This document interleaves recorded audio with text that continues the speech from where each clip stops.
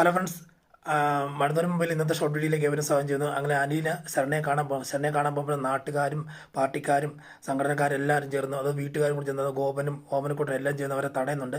അവരുടെ അച്ഛൻ ഉണ്ട്, അവരെല്ലാവരും കൊണ്ട് അവരുടെ അമ്മ ഒഴിച്ച് ബാക്കി എല്ലാവരും അവളെ തടയുവാണ്.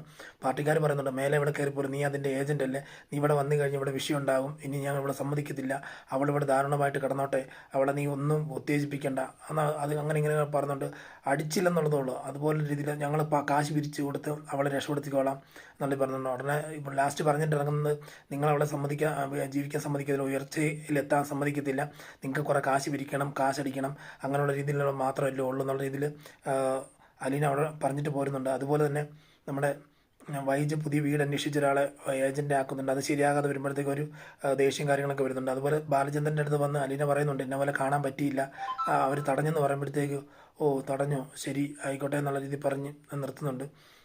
പക്ഷേ എന്നാലും എൻ്റെ മോനെ രക്ഷപ്പെടുത്തിയേ പറ്റുന്നുള്ള രീതിയിൽ അടുത്ത നീക്കങ്ങളിലേക്ക് നമ്മുടെ ബാലചന്ദ്രൻ കടക്കുന്ന വിശേഷമാണ് ഇന്നത്തെ ഫുൾ വീഡിയോ ചാനലിൽ ഇട്ടിട്ടുണ്ട്. എല്ലാവരും വിസിറ്റ് ചെയ്ത് കാണാവുന്നതാണ്. താങ്ക്സ്.